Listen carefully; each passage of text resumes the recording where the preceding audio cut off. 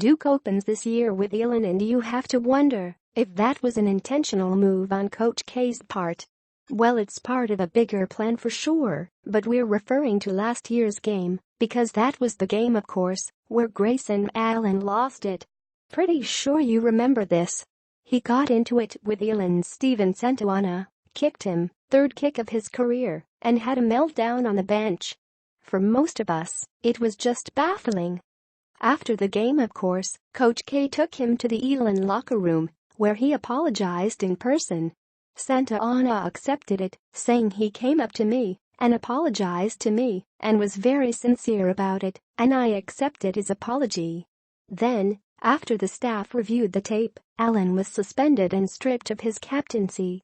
We never really got the full story, we probably never will, and that's fine. Whatever was going on most likely had a personal element we don't all need to know anyway. We tend to look at athletes as cutouts and symbols when they're just people like the rest of us, and Allen, we suspect, dealt with some pretty deep issues after that. At any rate, physically and perhaps emotionally, Allen had a tough season. This year, he seems in much better form, and Elon, in that sense, is a great measuring stick for him personally and his team in general. As we've said many times about Elon, disregard record and measurement, this is a well-coached team. Duke was number 5 and won by just 11, 72-61.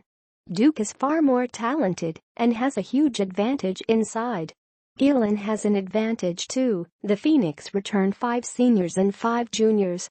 Duke can do many things, but it can't simulate experience. Last year, Elon started 6'8", 240 pounds. Brian Dawkins, senior, 6'8", 225 pounds. Tyler Sebring, junior, 6'0", 185 pounds. Danon Swoop, junior, 6'4", 190 pounds. Santana, junior, and 6'4", 205 pounds. Dimitri Thompson, senior.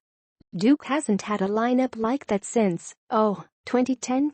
On the bright side, having learned a key lesson about accountability at Duke, the 3 freshmen who were suspended for the Bowie State exhibition will be back, and, unless Coach K wants to send another message, Trevin Duval will almost certainly start.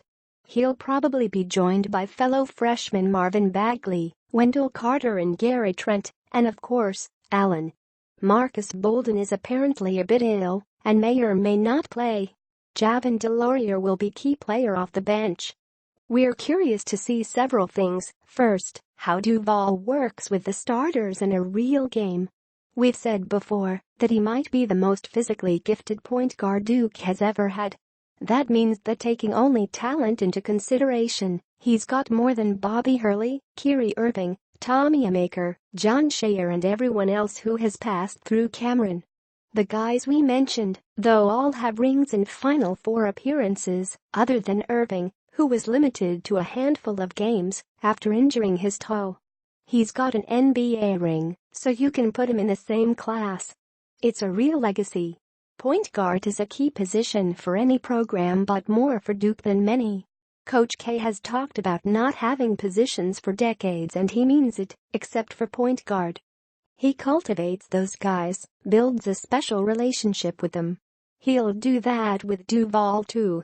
There's so many things in this game that should be interesting. We expect that Bagley is going to start getting a physical game from everyone until he moves he can push back. Might as well make his Christmas cards out now. Season's beatings, although Carter may get a bit of an enforcer's role if that happens. He's too valuable to turn him into a goon, but he can send a message now and again.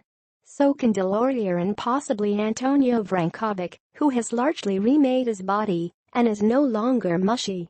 We'll also be curious to see how Anthony Goldwire, also suspended for Bowie State, does if he gets backup minutes at PG.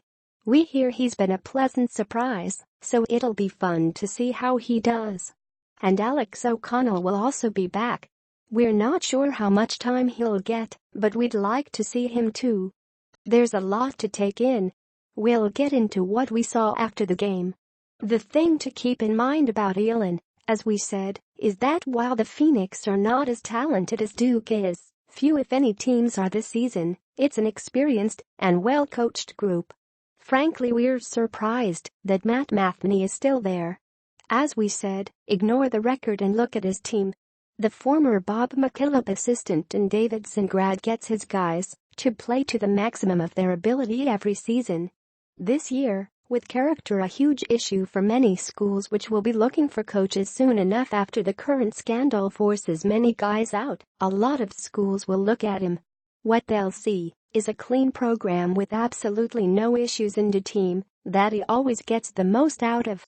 He's very good at this level. When he gets a bigger platform, he could be great.